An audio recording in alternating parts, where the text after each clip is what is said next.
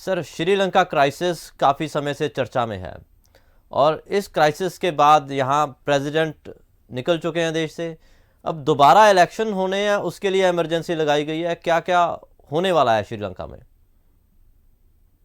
देखो, Sri Lanka basically is in a very bad state. जो situation वहां पे बन गई, it's very hard to imagine. वहां के आम लोगों पे क्या बीत रही है, कोई सर्टेनिटी नहीं है, एक सेंस ऑफ सेफ्टी नहीं है, बेसिक नेसेसिटीज की कमी आ गई है।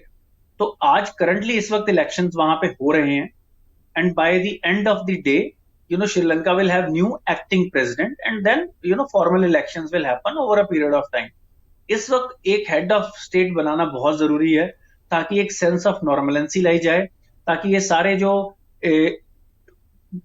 डिफरेंट लॉ एंड ऑर्डर की सिचुएशन जो खराब हो गई है, लोगों ने लॉ एंड ऑर्डर को अपने हाथ में ले लिया, उनको कंट्रोल किया जा सके। किसी के हाथ में पावर देनी जरूरी है।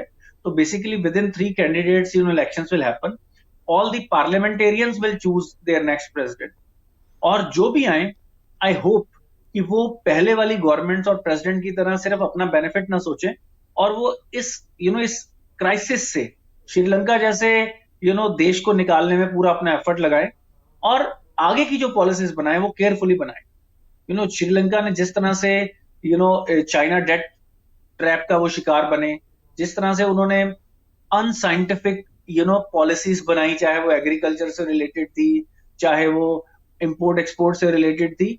और अनफॉर्चुनेटली उस टाइम पे कोरोना भी आ गया, और क्योंकि उनकी जीडीपी का रफली 12-13% उससे आता है टूरिज्म से, which is a major part of 12% बहुत ज्यादा होता है।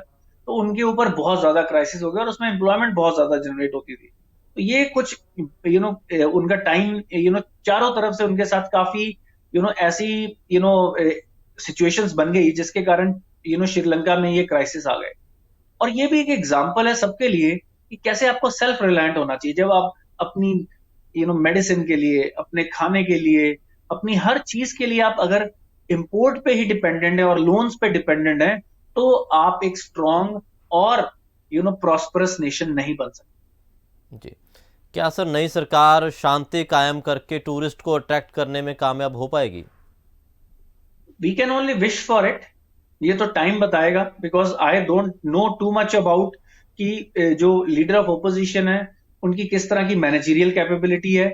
और इस वक्त सिचुएशन बहुत ही फ्लूइड बनी हुई है, क्योंकि कई पार्टीज के एमपीज भी रिवोल्ट कर रहे हैं, and they are voting for the leader of opposition.